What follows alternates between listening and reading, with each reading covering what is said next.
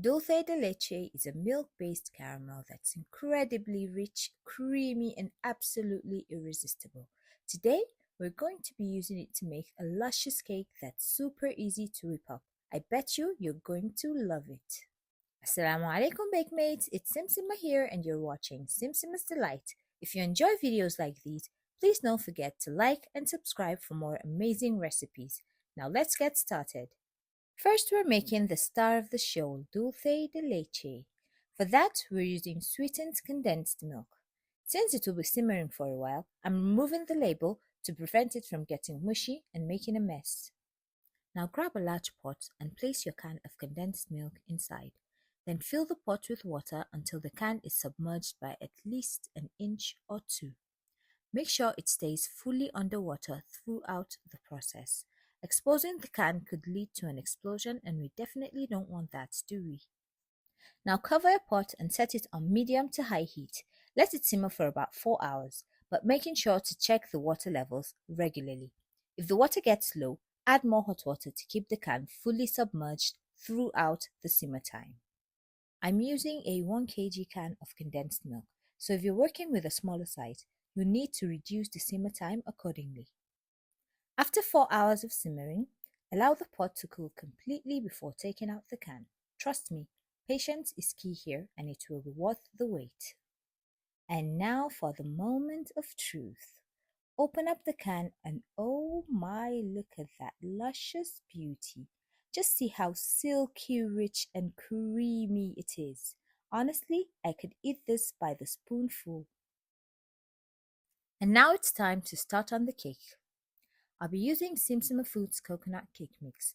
I absolutely love the idea of pairing rich dulce de leche with a decadent tropical inspired cake. It's a match made in dessert heaven. Before mixing the batter, make sure you preheat your oven and prepare your cake pans. To ensure the cake release easily without sticking or cracking, I'm coating my pans with a cake release.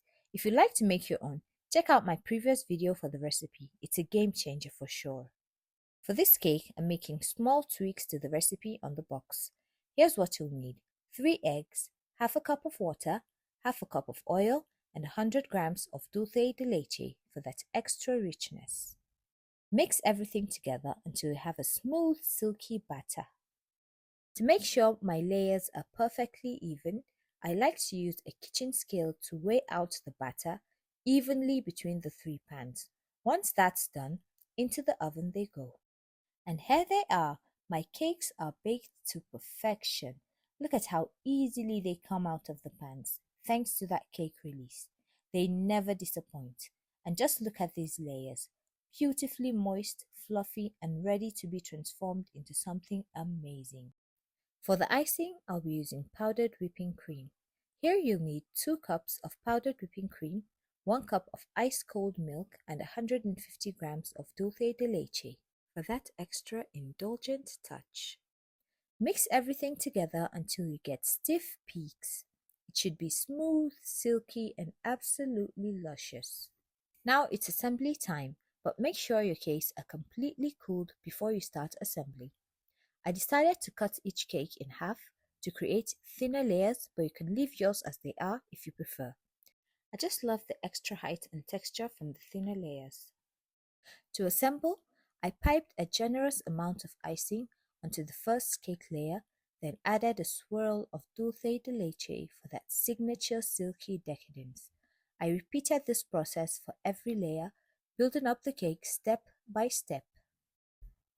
Once all the layers were stacked, I covered the entire cake with icing and smoothed it out until it was perfectly even. Well, maybe not perfectly.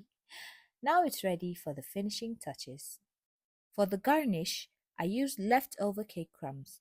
I simply crumbled the cake, dried it in the oven, and then blended it in a food processor. To create a fine, crunchy texture, it's perfect for adding extra flavor and a bit of texture to the cake. To finish up, I swirled dulce de leche on top and let some drip elegantly down the sides for that show-stopping effect.